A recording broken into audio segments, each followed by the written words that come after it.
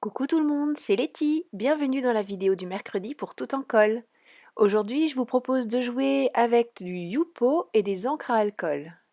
Alors le Yupo, qu'est-ce que c'est? C'est une surface qui a été spécialement étudiée pour travailler avec les encres à alcool.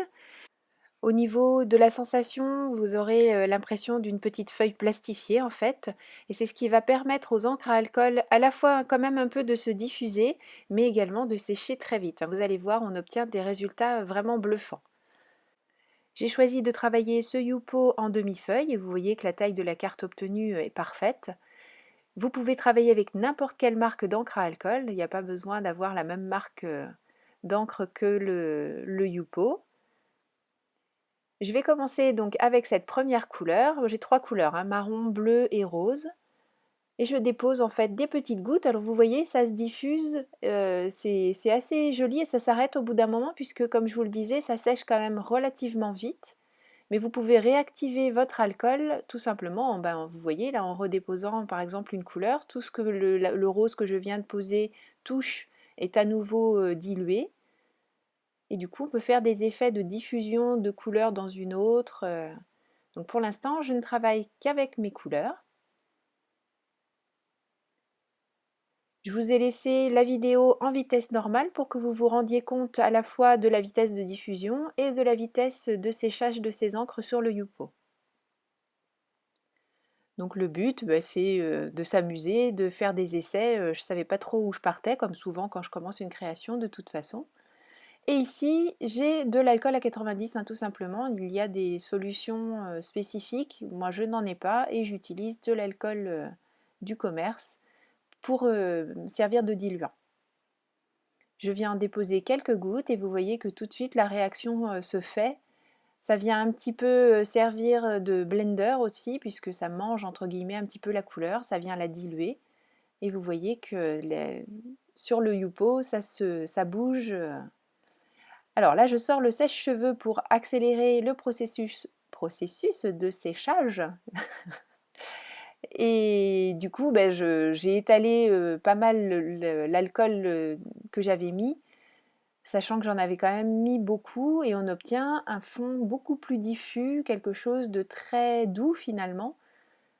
J'allais dire aquarelle, peut-être pas, mais voilà, quelque chose de beaucoup plus doux. Vous voyez qu'en jouant avec la quantité d'alcool, avec le séchage, avec voilà, le mouchoir que j'utilise pour enlever l'excédent d'alcool laisse une empreinte aussi sur mon Yupo, donc ça peut être intéressant d'utiliser différentes matières pour créer des effets de texture.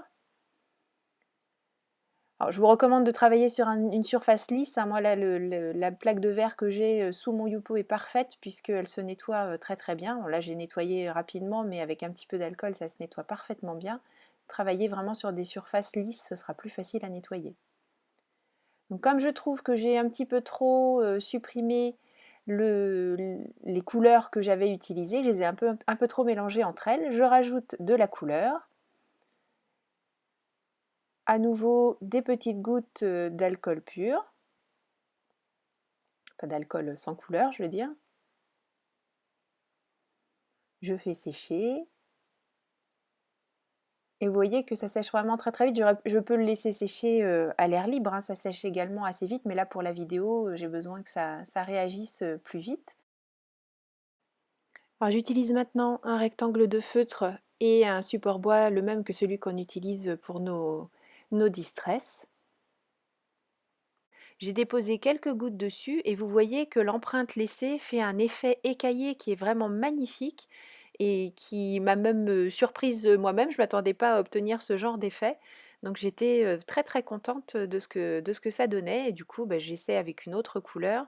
Je complète. Alors le marron que j'ai mis n'est pas encore tout à fait sec mais a commencé à s'évaporer un petit peu. Je rajoute du bleu et je reviens faire des petits effets de tamponnage avec le rose aussi, pour essayer de continuer à obtenir cet effet écaillé, mais dans différentes couleurs. En fonction de la manière dont on passe le feutre, le résultat change. Donc là, comme je tapote, ça dépose juste les petites gouttes telles qu'elles sont sur le feutre. Mais vous verrez tout à l'heure, j'ai fait un autre essai où je le passe en essuyant. Et du coup, on a un effet de traînée, bien sûr, dans le sens dans lequel on passe le feutre. pour ce qui est du fond principal, je vais m'arrêter là. Et je vais passer maintenant à une déco. Je vais utiliser ce pochoir 100% tout en colle. Et sur un de mes supports feutres, je vais rajouter de l'alcool non coloré pour venir manger petit à petit l'encre au travers de ce pochoir. Je vais avoir comme ça un effet un peu comme on l'aurait en utilisant le blender de nos feutres à alcool par exemple. Pour ne pas laisser ces lettres complètement blanches comme ça, enfin blanchies en tout cas, je reprends le feutre que j'avais pris tout à l'heure avec les couleurs, j'en remets un petit peu et je viens au travers du pochoir juste le tamponner pour faire un effet écaille avec les petites couleurs, mais sur ce fond clair, donc les lettres vont quand même bien se détacher mais ne seront pas complètement vides. Pour habiller encore un peu ce fond de carte, j'utilise un stylo gel blanc qui fonctionne très très bien sur le Yupo. Et puis ensuite un feutre noir pour délimiter un cadre et puis faire des petits zigouigouis juste histoire de dire que j'habille un petit peu ce fond de carte. Et bien sûr on peut l'utiliser tel quel ou rajouter des choses dessus, des motifs, le découper avec des die. Après, à vous de vous amuser, une fois que vous avez joué avec les encres, vous pouvez faire vraiment n'importe quoi avec ce fond de carte qui déjà se suffit à lui-même et qui habillera très très bien n'importe quelle création. J'ai fait un deuxième essai pour continuer à jouer avec ce Yupo. Je le coupe très facilement avec le massicot. Je remets de l'encre sur un des feutres que j'avais utilisé tout à l'heure et vous voyez j'ai essuyé de gauche à droite donc on obtient des petites lignes. Bon, les gouttes roses là c'était un accident. Là je fais un mouvement tournant pour essayer de donner un peu de mouvement à ce qui arrive sur le Yupo. Je fais tomber des petites gouttes. Enfin, vraiment, je m'amuse, j'essaie, je tente. De toute façon, comme je vous le disais, il n'y a pas vraiment de bêtises, puisque si ça ne vous plaît pas, vous remettez tout simplement de l'encre ou du diluant en fonction de ce que vous utilisez, et vous recommencez quasiment de zéro. Donc, il n'y a pas de bêtises possibles. Donc là, j'ai tamponné avec des couleurs, et cette fois-ci, je vais tamponner avec de l'alcool clair. Alors je le pose sur le feutre, hein, je dépose quelques gouttes sur le feutre. C'est vraiment, on est toujours en termes de gouttes, hein, et vous voyez, je le tamponne sur ma plaque de verre pour essayer de répartir un peu mieux dans le feutre et surtout en enlever un petit peu, éviter que ce soit trop présent puisque ce que je veux, c'est faire des petites tachounettes et je ne veux pas tout effacer. Je prends un nouveau pochoir, toujours de chez Tout en Colle. Je le place sur mon Yupo.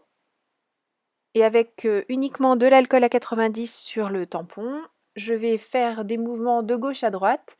Comme ça, j'enlève un petit peu de la couleur au travers du pochoir en donnant cet effet de mouvement vers la droite. Et je complète avec un tampon que j'adore. C'est un fond manuscrit, c'est un poème de Victor Hugo. Écrit et très très très petit, il est superbe ce tampon. Je vous mettrai le lien en barre d'infos bien sûr.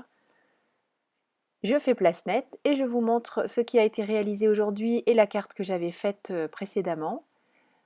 J'espère que j'ai réussi à vous transmettre l'enthousiasme que j'ai ressenti en utilisant ce Yupo Paper et ces encres à alcool.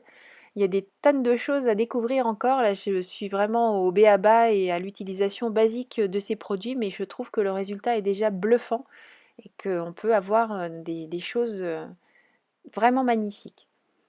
Merci beaucoup d'avoir suivi cette vidéo. Je vous donne rendez-vous très bientôt pour une nouvelle vidéo création. D'ici là, prenez bien soin de vous. Gros bisous. Bye bye.